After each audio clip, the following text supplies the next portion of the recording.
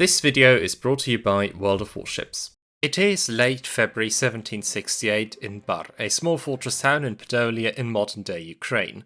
A group of disgruntled Polish nobles came together in order to proclaim an armed rebellion, a so-called confederation. They came from different noble factions, but generally speaking, they had the same goals. They wanted to defend their old privileges and rights, protect the Catholic Church, and most importantly, dethrone the new Polish king, Stanisław II August Poniatowski, and kick out his Russian protectors. The nobles saw this insurrection as the last chance to break out of the political stalemate and to restore Poland to its former status as a great power. They had ample reasons to worry about the future of their state, but undoing the damage that had been inflicted on it over the course of the past half-century, both from within and the outside, was certainly not going to be an easy undertaking. I've already explained the story of the so-called Polish sovereignty crisis in my last video, which covers the entire period between the Swedish Deluge and the Bar Confederation in detail, but I'll present a short summary here to put everyone watching on the same page. In the late 18th century, the Polish-Lithuanian Commonwealth, one of the largest states in Europe, had long ceased to be a sovereign power. Instead, it had gradually become dependent on its neighbouring countries of Austria, Prussia and particularly Russia.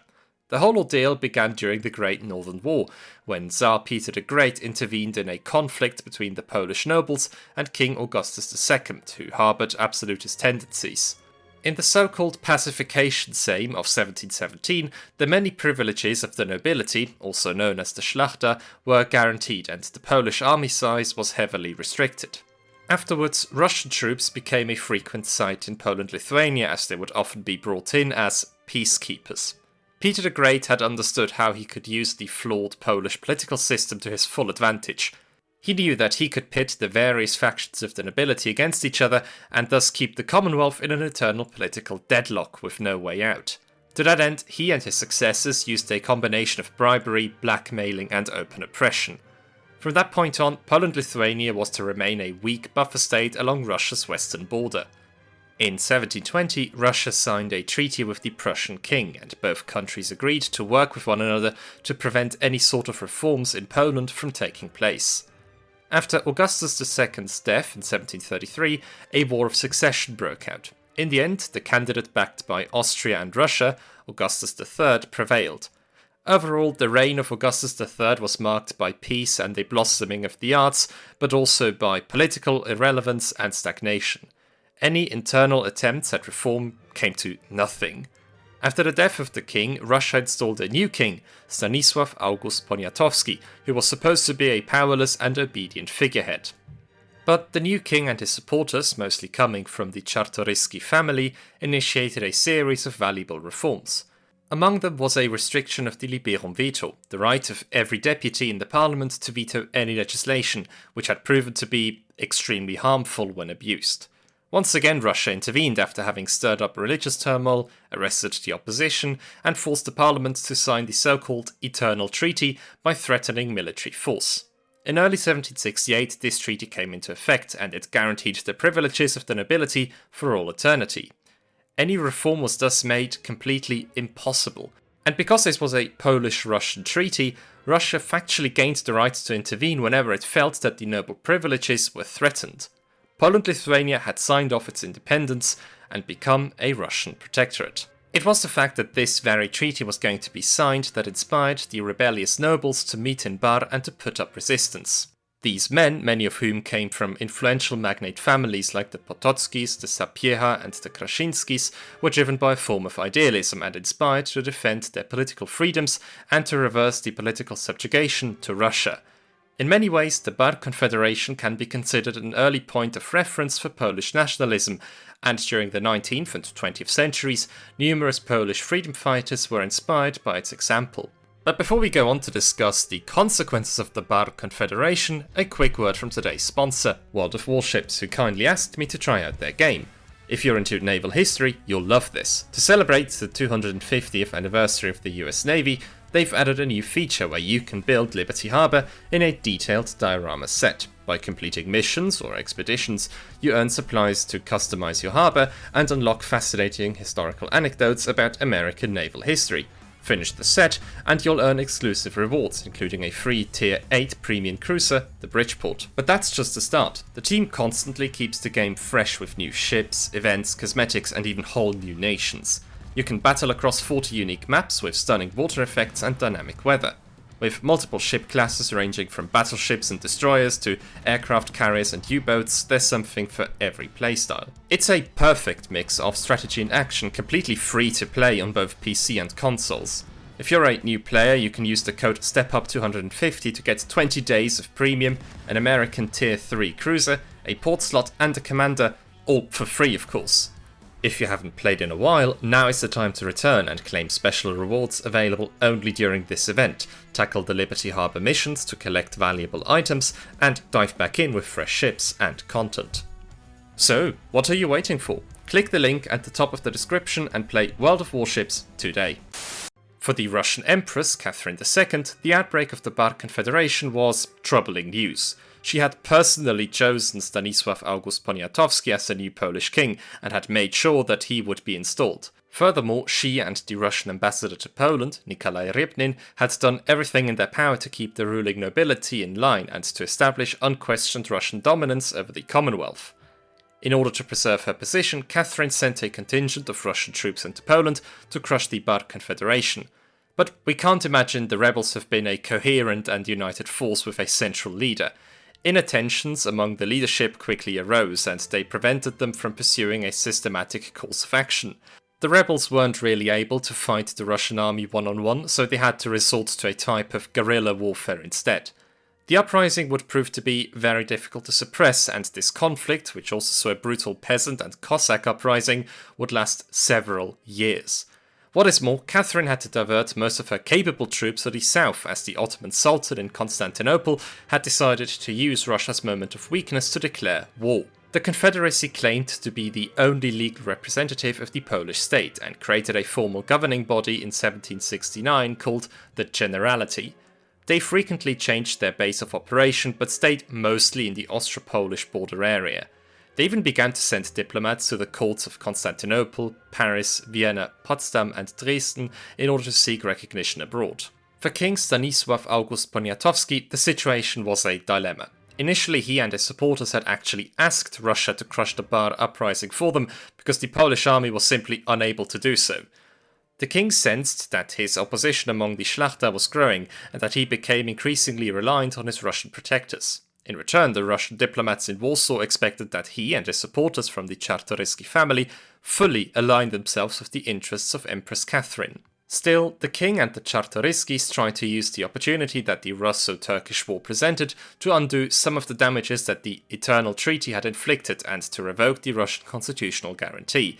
But to Catherine, this was unacceptable. After all, she had invested large amounts of time, effort and especially money to put Stanisław August on the throne and to turn the Commonwealth into an obedient puppet state. Meanwhile, the conflict with the Barists went on. In October 1770, the Generality formally endorsed a declaration to dethrone Poniatowski, which made any sort of rapprochement impossible. In November 1771, a group of Confederates even managed to kidnap the king and attempted to force his abdication, but Stanisław August pulled off a lucky escape. As the conflict raged on, the Russian Empire had slowly managed to gain the upper hand over the Turks, and the Ottoman Empire suffered one military defeat after another. With the Ottomans on the back foot, the Russians once again turned their attention to the Polish rebels. After 1771, the Barist fortresses were besieged and subsequently conquered. The last centre of resistance, the monastery of Jasna Góra in Częstochowa, was only taken in August 1772. Even though the Confederation of Bar is generally regarded as the precursor to the First Partition of Poland, this path was by no means inevitable. Catherine's failure to keep Poland under control, the brutal conflict with the Confederation and the intervention of the Ottomans did not create a situation that would change anything in the relationship between Poland-Lithuania and its neighbouring countries. It was only through the targeted influence of Prussian and Austrian politics that partition became a viable option. The interest of Austria, which at the time was ruled by Maria Theresia and her son Joseph II, is quite easy to deduce.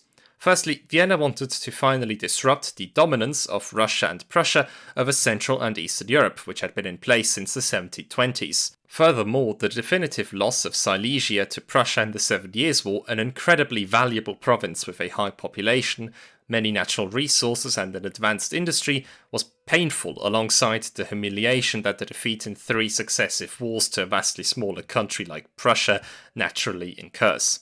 So ever since 1763, the Habsburg monarchy has sought adequate territorial compensation.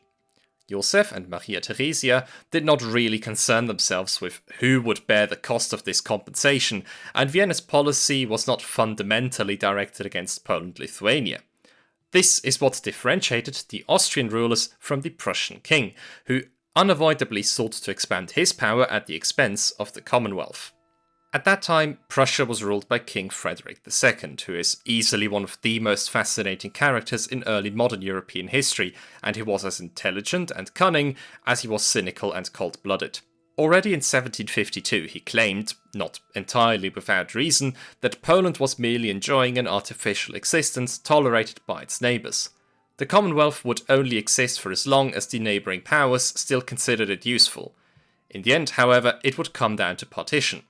He had long hoped to incorporate Polish Prussia and to finally gain a continuous land connection between the capital Berlin and East Prussia. In his political testament he set out his precise ideas. It would perhaps be better to gain this land piece by piece through negotiation than through the right of conquest. In any case where Russia urgently needed our assistance, it might be possible to have Thorn, Elbing and the surrounding area ceded to us, thereby gaining a connection from Pomerania to the Vistula. Even though Prussia was allied to Russia, Frederick watched St. Petersburg's increasing influence over Poland and the Eternal Treaty with unease, but there was little he could do to stop it. He became even more unsettled when Empress Catherine became embroiled in the Polish Civil War and waged war against the Ottomans. This was because, in the event of an Austrian intervention, Prussia would have been contractually obliged to support Russia, and indeed Austria began to provide diplomatic support to the Ottoman Empire and show sympathy for the Bar Confederation.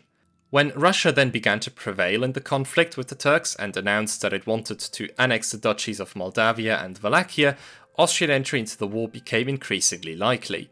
From Vienna's point of view, the Empress must not be allowed to further increase her influence in Europe. Frederick, however, was determined to prevent another major war, as the 7 Years' War had ended only a few years ago and had brought Prussia to the brink of destruction. So he had to find a way to satisfy the wishes of all 3 parties. His suggestion was a partition of the Polish state. That way, a new balance of power could be established, which pleased Austria, a war could be avoided and new territory could be gained, which pleased Prussia, and Russia could be compensated with Polish land for leaving Moldavia and Wallachia with the Turks. The cynical plan to carve up Poland-Lithuania in order to clear the differences between Russia, Austria and Prussia was one that only someone like Frederick could come up with. In Frederick's worldview, individual people have to subordinate themselves to the interests of the state, and territorial expansion through important areas which benefit that state is the top priority. What the inhabitants of these areas, who also happened to live in a dysfunctional state, thought about this was of no significance to him. The partition plan was floated to St. Petersburg in February 1769, but the Russian foreign minister showed little interest.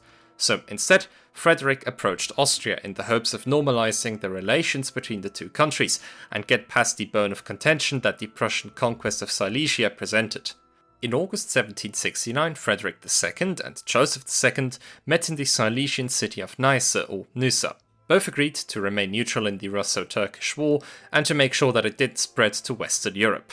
By seeking talks with the Emperor, Frederick wanted to put pressure on Catherine and to show her that she couldn't take the alliance with Prussia for granted. Catherine gave in and their alliance was formally prolonged until 1780.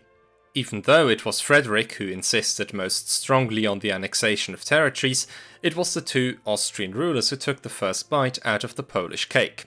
Just a few weeks before the meeting of Joseph and Frederick in Neisse, Austria occupied large parts of the Spisz, which is an area in modern-day Slovakia.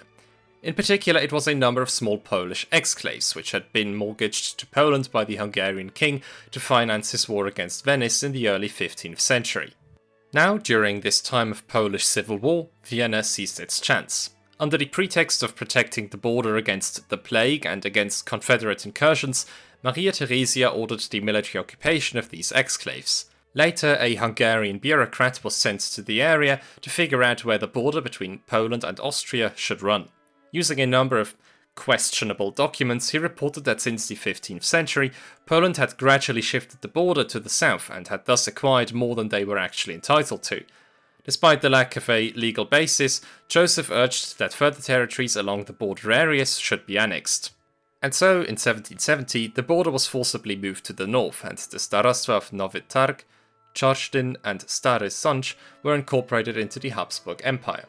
Although the Polish king protested vigorously against this violation of his borders, he was unable to do anything about it. By occupying these territories, Austria ultimately set a precedent that made further annexations at Poland's expense no longer unthinkable. Frederick followed the example of the annexation of the Spisz and ordered the military occupation of large areas of Greater Poland and Pomerania. He too used the protection of the border and prevention of the plague as a pretext. Prussia thus occupied parts of a state with which it was not at war, and with which it formerly maintained good relations. The occupation was devastating for the local population. There was looting and requisitioning by the Prussian army, thousands of people were deported to Prussia, and around 2 million thalers were stolen as compensation for expenses. In order to make his partition plan for Russia more palatable, Frederick sent his brother, Prince Henry, to St. Petersburg in October 1770. Henry was a skilled diplomat and, moreover, popular with Catherine. Frederick had granted him extensive freedom of action and instructed him to carefully explore the opportunities. Ultimately, however, it was the escalation of hostilities between Russia and Austria which paved the way to partition. Still determined to keep the Empress away from Moldavia and Wallachia, Vienna increasingly pursued a confrontational course from 1771 onwards. This was to culminate in an Austro-Ottoman alliance convention in the summer, which however was never ratified. It was an open threat. Frederick and Prince Henry now deliberately played with the possibility of Austrian intervention in the Russo-Turkish War. This was intended not only to strengthen Catherine's willingness to compromise, but also to reinforce Frederick's role as a mediator and an ally. In view of the failure of Russia's protectorate policy in Poland, the rapprochement between Prussia and Austria, and the threat of Austrian intervention, Catherine saw no other choice but to accept Frederick's proposal. On the 19th of February 1772, Prussia and Russia signed a bilateral partition treaty. At first, Maria Theresia was reluctant to participate in the partitions and protested vigorously against the injustice. Ultimately, however, her son Joseph, supported by the influential state chancellor Wenzel Anton von Kaunitz, prevailed. It would be impossible to prevent Catherine and Frederick from carrying out their plans anyway, and it would be better to participate rather than leave Poland-Lithuania solely to Prussia and Russia. The three partitioning powers then marched into the territories they had claimed. On the 2nd of August 1772, the partition treaty between Russia, Prussia and Austria was finally signed in St. Petersburg, thereby settling all border issues. When the negotiations were finished, Frederick noted his experience. Catherine and I are simply brigands, but I wonder how the Queen Empress, that is Maria Theresia, managed to square her confessor. She cried when she took, and the more she cried, the more she took. In terms of territory, Russia received the highest share. It annexed all lands north of the Daugava River, including the town of Dynaburg or Daugavpils. Russia also received the counties of Polotsk, Vitebsk and Mstisław. In total, the Russian Empire grew by about 92,000 square kilometers, an area inhabited by roughly 1.3 million people. In a way, Catherine got a raw deal, as even though the land was clearly vast, it was very underdeveloped, economically speaking, and sparsely populated. Owing to their good bargaining position, Maria Theresia and Joseph II achieved a much better land grab. They got roughly the same amount of territory, but double the population. The Habsburg Empire annexed parts of Lesser Poland alongside Red Ruthenia and extended so far that it bordered the old Polish capital of Kraków. This land was incredibly valuable, as it was one of the most densely populated agrarian areas in Europe. It also included the historic city of Lwów, Lviv or Lemberg, and the valuable salt mines at Wieliczka and Bochnia. Arguably, Prussia was the largest beneficiary, even though its land gain was the smallest. Frederick gained most of Polish Prussia, as well as large parts of Greater Poland and Kuyavia. Danzig or Gdańsk remained a Polish exclave along the Baltic coast. Not only had Frederick finally gained a direct land connection between East Prussia and Brandenburg, he had also annexed what was arguably the most economically important area of the Polish-Lithuanian Commonwealth.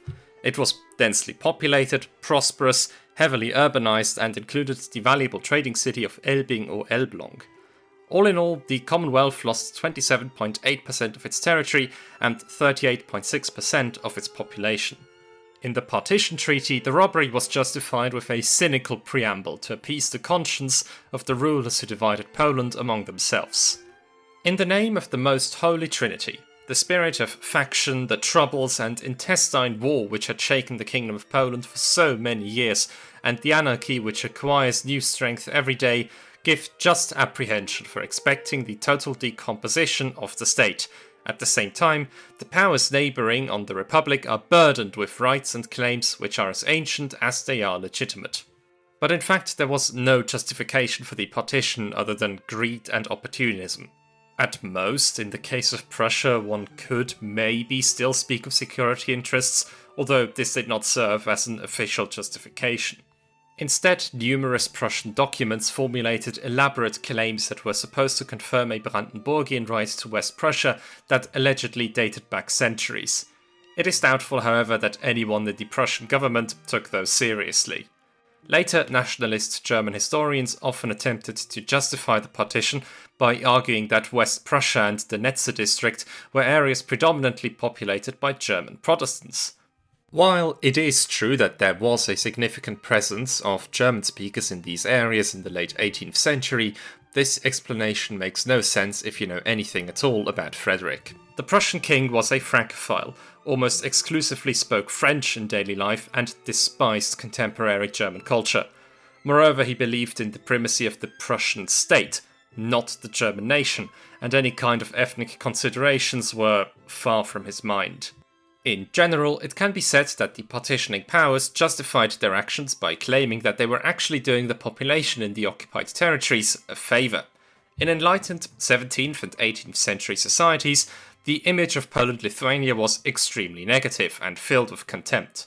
The Commonwealth was seen as a state ruled by anarchy. The Polish nobles were often described as wasteful, ignorant and selfish brutes who abused the serfs on their lands, and the Polish cities were considered to be dilapidated. It is around that time that the term Polish economy became commonly used in the German-speaking lands to describe a chaotic and dysfunctional system of governance. Those stereotypes stuck around persistently and, unfortunately, are still very much present in the mind of many Western Europeans. And so it is not surprising that supporters of the Enlightenment in Prussia heavily cheered for the partition. They saw in it the advancement of enlightened German thinking and urged the local population to be grateful. In Warsaw, there was nothing that the Polish king Stanisław August could do to stop the partition from happening. The small, disorganized, underpaid and demotivated bunch that called itself the Polish Army was powerless against the forces of the three partitioning powers. Apart from a few cases of local resistance, Austrian, Prussian and Russian forces marched in without problems. The Polish diplomats attempted to get support from the other European powers, but they didn't get much apart from reserved expressions of sympathy. The British government under Frederick North showed no interest in getting involved. In France, the situation was taken a bit more seriously, and the French foreign minister, the Duke of Aiguillon, urged the British to work together to restrain Russia's growing influence, but it ultimately came to nothing. France quickly accepted the new status quo in Central Europe. When the engraver Noël Lemire published his famous caricature of the partitions, The Cake of Kings in 1773, its distribution was promptly banned by the French government. After all, Austria was an ally of France, and in this absolutist monarchy, kings and queens were above criticism. The Poles were on their own. In Warsaw, the Russian, Prussian and Austrian ambassadors presented a note to the king demanding an extraordinary Sejm session to ratify the partition to legalize them in Polish law. The partitioning powers then had to make sure that the envoys of the Sejm were compliant. Austrian, Russian and Prussian army contingents were set up around the Sejmic venues, which were local parliaments where the deputies were elected, and a common corruption fund was set up in case some local nobles needed a bit more encouragement. They also threatened the influential magnates who owned properties in the annexed territories with coercive measures, like confiscation of their estates. No Sejmiki were allowed to be held in the partitioned territories.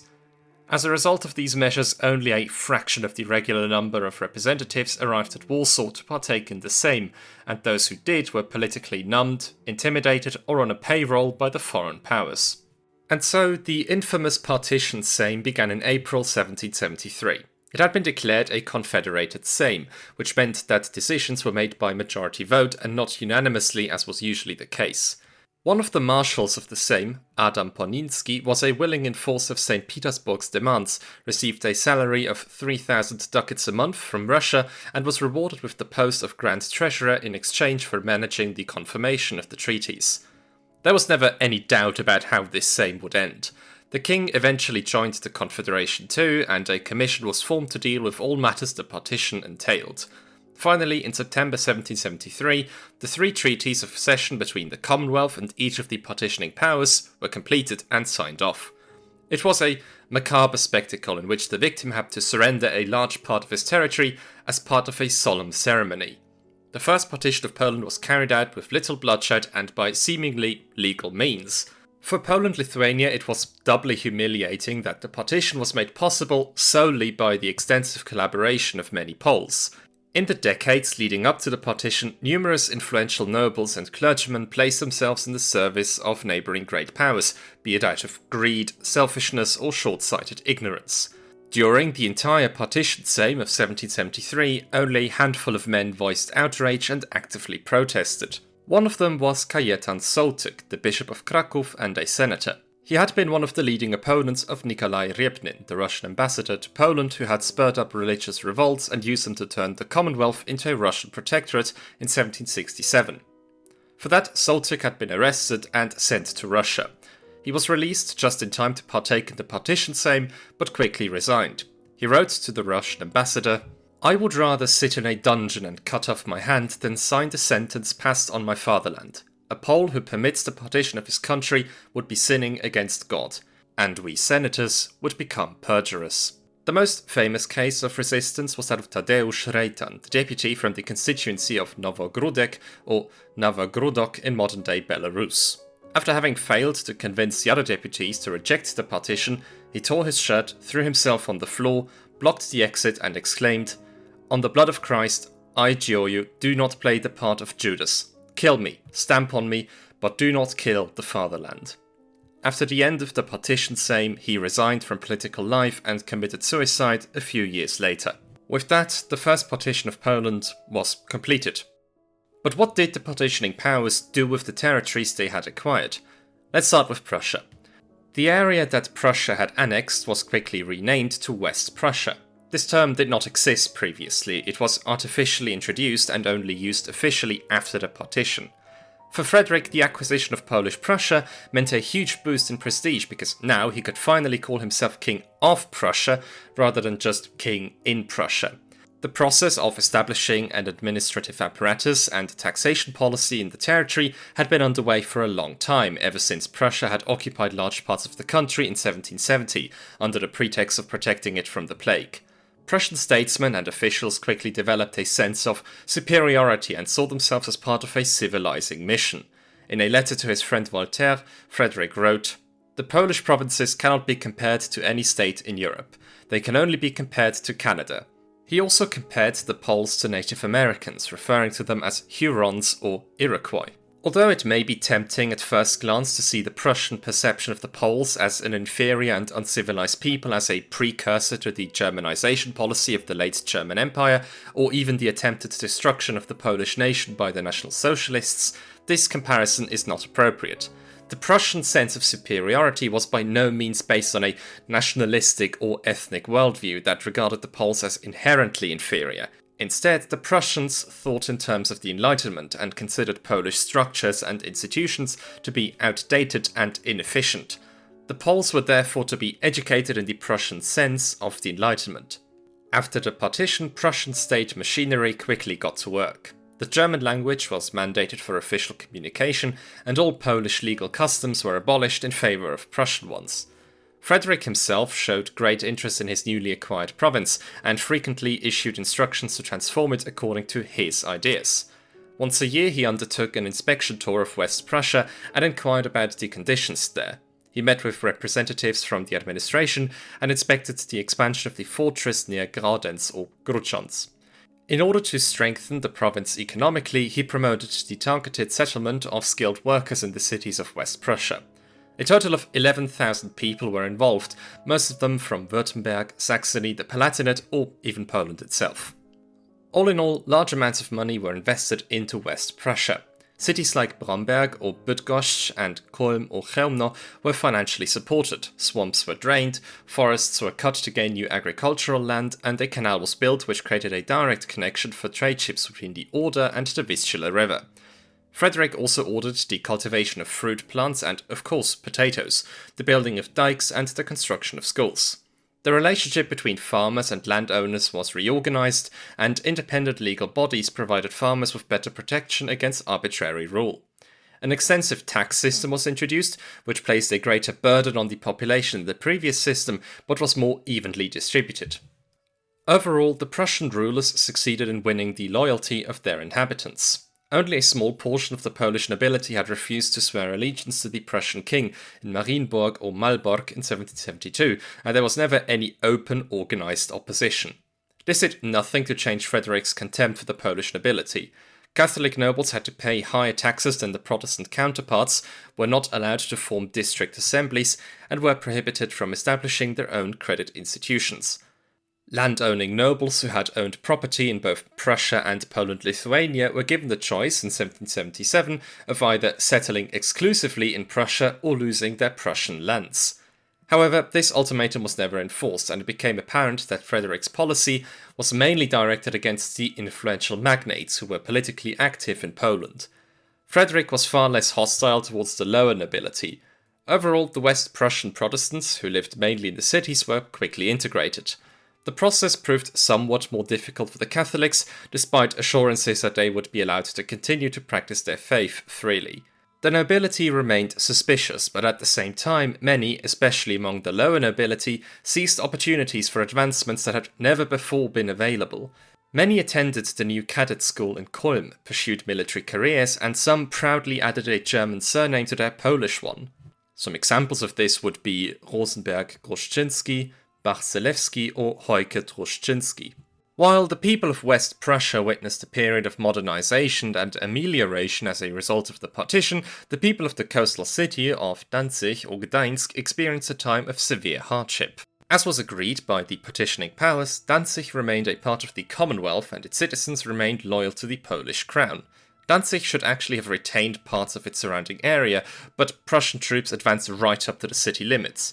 It was particularly devastating that they also occupied the northern districts of Neufahrwasser and Westerplatte, thereby controlling imports and exports between Danzig and the Baltic Sea. What followed was a period of harassment. Ships sailing to Danzig had to unload their goods for inspection and were charged Prussian import duties of between 30 and 40%. Frederick's plan was to divert trade on the Vistula to the now Prussian city of Elbing, which he succeeded in doing. The people of Danzig tried to fight back against the customs war with their fleet, but it was futile. In just 20 years, the value of imports to Danzig fell by 2/3 and exports by half. Numerous businesses in the city received no more orders and went bankrupt. Overall, the population of this once thriving city fell from about 60,000 to 35,000 during this period. But it was not only traders who suffered from the customs regulations, but also citizens who wanted to cross the border into the surrounding area. So-called coffee sniffers, Prussian customs officials, meticulously checked all carriages for dutiable goods, which was an enormously humiliating experience. The Prussians even went so far as to found the Royal Prussian immediate city of Stolzenberg in the south of Danzig from several former suburbs, solely subordinate to Frederick and endowed with market rights. The aim was to compete with the Danzig market and attract Danzig craftsmen, but this was only partially successful. The people of Danzig often attempted to reach a reconciliation with the Prussian king, but without success. He wanted to annex the Polish exclave, or at least eliminate it as a commercial competitor. Even after Frederick's death, the harassment continued, and only ended after the city was ceded to Prussia in the course of the Second Partition of Poland in 1793. Now, let's look at Austria. With the partition of Poland, the Habsburg Empire gained a very valuable piece of land, inhabited by almost 2.5 million people, most of them Poles, Ruthenians and Jews. Together with the areas Austria had annexed in 1770, the region was renamed to Kingdom of Galicia and Lodomeria, with Lemberg being its provincial capital. The area was quickly incorporated into the centralized system of government that Austria had. In particular, it was the Minister of State, Johann Anton von Pergen, who insisted on accelerating the process. He held a very critical view on Polish administration and society and saw the local nobles as uneducated, greedy, selfish, and alcoholic. Establishing an administration that retained the existing rulers and institutions was never an option for Pergen. In October 1773, a patent was issued abolishing the old form of government and dismissing all voivodes and castellans. In addition, the privileges of the Schlachter were significantly restricted. From then on, Galicia was ruled by an Austrian governor, who was tasked with establishing the administrative apparatus. Shortly after the annexation, Joseph II travelled through Galicia to inspect the country against his mother's advice. The journey lasted 6 weeks, during which time the enlightened emperor realised that the peasants there were living in terrible conditions and that urgent reforms were necessary. After his return, Galicia-Lodomeria became a testing ground for Joseph's ambitions. In 1775, a new administrative order for Galicia was issued, which reorganised the province and curtailed the privileges of the Polish nobility. The traditional equality within the nobility was abolished and replaced by a hierarchical system based on the Austrian model. In addition, tax exemption for nobles was abolished, even though their tax burden was still lower than that of the rest of the population. As part of the constitution, a provincial parliament was established in Lemberg, where the local nobles gathered. However, it had only limited powers and could not challenge the essential decisions made in Vienna. In order to integrate Galicia, an extensive civil service was quickly established, and soon thousands of civil servants from German-speaking areas flocked to the province to build a new life and to administer the newly created districts.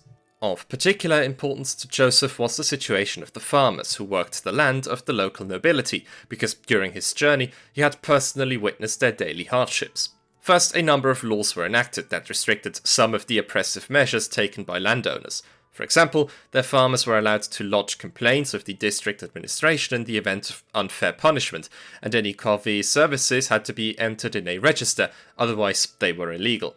The introduction of new corvées was also forbidden. But it was only after the beginning of Joseph II's sole reign that the situation significantly changed for the peasants, because in 1781 the centuries-old tradition of serfdom in Galicia was abolished. From then on, the peasants were no longer the property of the landowner, but were merely in a relationship of dependency. They were allowed to leave the manor, marry independently, and their sons were permitted to learn the trade in the city. In addition, the number of corvée labour duties was significantly reduced, and the landlords lost their right of jurisdiction. These and other far-reaching reforms were instrumental in freeing the peasants from serfdom and ensured the Habsburg Empire the loyalty of its peasantry. This was entirely in line with Joseph's intentions, who hoped that these reforms would improve the economy of Galicia. Improved living conditions would enable the peasants to work more efficiently, which would generate additional taxes and thus enhance the power of the monarchy. As you might imagine, these reforms weren't enthusiastically welcomed by the nobles, but they never practiced widespread opposition either. For the most part, they came to terms with the new circumstances. But after the death of Joseph II in 1790, the leaders of the Galician nobility sent a long petition of grievances to the court in Vienna. In it, they criticised the centralisation of the province, the abolition of serfdom, the imposition of Austrian law, and the introduction of German as the language of administration. Despite all this, they never questioned the legitimacy of Austrian rule and recognised Leopold II as their rightful monarch. Especially the younger generations of Polish nobles did not consider Austrian rule to be such a bad thing in principle, and made use of their newly gained possibilities. For example, Lemberg became an important centre of learning and culture. Just 2 decades after the partition, hundreds of students studied at the newly founded University of Lemberg and enjoyed an excellent education. Others enjoyed the theatre pieces that the new theatre in the city had to offer. All in all, a special relationship arose between the Galician nobility and the Habsburg state, mostly marked by cooperation and mutual understanding. Now, let's finally switch to the Russian Empire. As the Russo-Turkish War was coming to an end, major social unrest caused a large-scale uprising in the Volga and Ural regions. This was called the Pugachev Rebellion, and it mobilized large layers of peasants, Cossacks, and many other social groups. After the rebellion was finally crushed, Catherine went about to reform the administrative system of the empire in order to make sure that the power of the governors and the gentry was strengthened and that such a peasant uprising won't happen again. With the reform of 1775, the Russian governorates were divided into provinces according to extensive population statistics.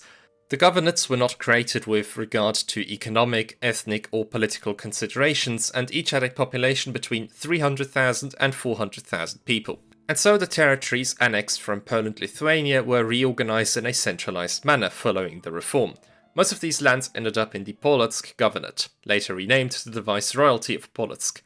The formerly Lithuanian lands were quickly integrated into the Russian administrative system, and Catherine was so confident in her reform that no preparatory phase was granted to them. The governing institutions that had previously existed in the Duchy of Lithuania were mercilessly abolished and not even kept provisionally. They were ruled just like every other governorate in the empire. Catherine had pursued such an unconditional policy of state centralization for over a decade, as is apparent in the secret instructions which she gave to General Prosecutor Alexander Wyazemski after his appointment. Little Russia, which means Belarus, Livonia and Finland, Karelia, are provinces governed according to confirmed privileges, the violation of which is inappropriate. But it would be wrong to call them foreign or treat them as such. This could certainly be considered foolish. These provinces, as well as that of Smolensk, must be persuaded to cease looking forward to the forest like wolves. In Little Russia, when there is no longer a hetman, efforts must be made to ensure that even the name of hetman disappears, and not simply be content with the fact that no one is acceding to this dignity. The newly annexed Polish-Lithuanian lands were merely territories of the Russian Empire, and all particular characteristics were to be suppressed. What's fascinating, however, is that the First Polish Partition made the Russian Empire much more heterogeneous, especially in religious matters, as it gained a very sizable Greek Catholic and Jewish minority. The Greek Catholic or Uniate Church emerged in the late 16th century with the Union of Brest. It was an attempt by the Catholic Church to integrate the Eastern Orthodox in the Polish-Lithuanian Commonwealth, and was brought about by the Pope and the Metropolitan of Kiev. As a result, the Orthodox were subordinated to the structure and ecclesiastical law of the Catholic Church, but kept their Byzantine Orthodox rituals. By the late 18th century, most had converted to Greek Catholicism, and only small pockets of Eastern Orthodoxy remained. In 1772, Russia gained about 800,000 Uniates, and the question was what should be done about them. In the lead-up to the First Partition, Catherine had stylized herself as a protector of the right of religious minorities in Poland-Lithuania, which meant that she couldn't simply pursue a policy of religious conversion. Much to the dismay of many Eastern Orthodox clergymen, the Empress instead pursued a careful policy of tolerance and forbade any forced conversions, but she did allow direct conversion from Uniate to Orthodox. But at the same time, a new narrative began to emerge, which would serve as a useful pretext in further imperial expansion. Catherine and her associates increasingly represented the Greek Catholic Church not as a confession, but merely as a trick by the Vatican to lure the Orthodox minorities away from the authority of the Patriarch. More and more, all East Slavs, so Russians, Ukrainians and Belarusians, were considered by the imperial court to be one people with a common language, culture, history and confession. And it was St. Petersburg's role to finally reunite these peoples once more after centuries. After the turbulent Second and Third Polish partitions, Catherine launched a period of forcible conversion and confiscated many of the Greek Catholic lands. In the last years of her rule, several hundreds of thousands of people converted to Orthodoxy, especially in the right bank areas of Ukraine. After Catherine's death, her successor, Paul I, stopped the conversion efforts, and a policy of relative tolerance existed until the 1830s. Afterwards, Russia cracked down on dissident Orthodox groups, and all the remaining Uniate monasteries, churches and clergymen were forcibly transferred to Eastern Orthodoxy. From that point on, the Greek Catholic Church only managed to keep existing in Austrian-ruled Galicia and Lodomeria. The story of the Jews who now found themselves in the Russian Empire is particularly interesting as well. Before the Polish partition, no Jew was legally allowed to reside in Russia, but now Catherine had annexed territories which contained tens of thousands of people who practiced Jewish faith. In Catherine's enlightened and absolutist spirit, which judged populations by their usefulness to the state, the Jews were granted religious tolerance and put under the protection of the Empress, despite the long-lasting hostile attitude of the Eastern Orthodox Church.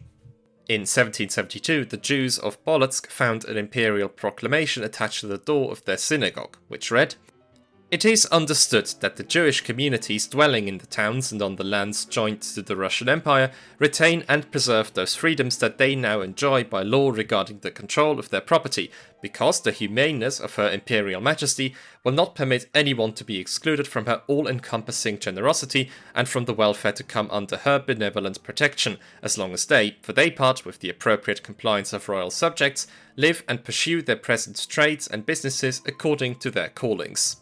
Just a few years after the First Partition, Jews were granted the status of townspeople and became able to be elected to their urban governing body.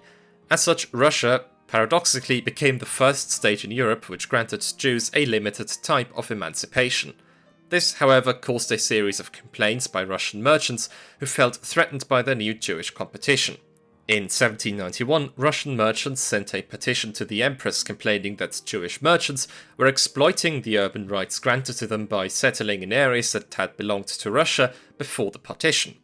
Catherine's solution was the creation of the so-called Pale of Settlement. In the late 18th century, Russia had conquered large parts from the Ottoman Empire and now stretched to the Black Sea. In order to populate and develop these new areas, Jews were permitted to immigrate there and still enjoy urban rights. From that point on, a new border existed for the Jews in the Russian Empire.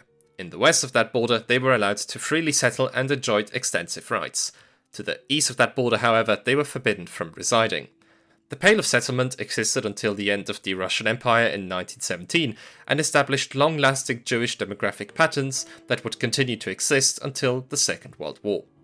The Polish king Stanisław August Poniatowski had no real choice but to write off the lost land. There was no chance he could regain them back, and the partitioning powers swiftly integrated their new territories, be it through modernization, centralization, or widespread reforms. There was barely any local resistance, and most of the local elites came to terms with their new overlords. An armed uprising was, therefore, completely out of the question. Despite all that, and the hopeless situation that the Polish-Lithuanian Commonwealth had found itself in 1773, the king refused to give up. Because, how does today's Polish national anthem put it so beautifully, Poland is not yet lost. After Russia became embroiled in another war against the Ottomans and the Swedes, the king seized the opportunity and set in motion a comprehensive program of reforms. This culminated on the 3rd of May 1791 in Europe's first written constitution, which was a huge milestone and finally freed the aristocratic republic from its political stagnation. However, these successes were short-lived, as Prussia and Russia viewed those developments with suspicion. They subsequently sparked a civil war against the new reforms and declared them null and void. This was followed in 1793 by the Second Partition of Poland, another opportunistic land grab. But we will deal with this history in the next episode, in which we will take a closer look at the 1791 constitution and how it was thwarted by the partitioning powers. Alright then, dankeschön for watching the video. I hope you liked it and that you learned something new about this fascinating time in history. As you might think, making these videos is very difficult and time consuming, so if you want to make sure that I make more of them, please consider supporting me on Patreon.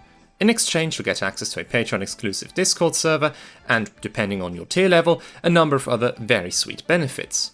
In any case, I want to thank my invaluable supporters, without whom this wouldn't even be possible. Marius Gerling, Lieder Titan, Maurice Lopez, Der Dicke Flipper, Ich liebe Emden und Groningen, A Cup of Tea, Tristan Kriegsmann, Ryan Layton, Celestia, the Grand Duke of Sealand, Luca Drohle, Wienweh, Sudorizer, Lyle Furphy, Yin, Big Dave, Folling, and Turd Hambone. Have a very nice day, and see you next time.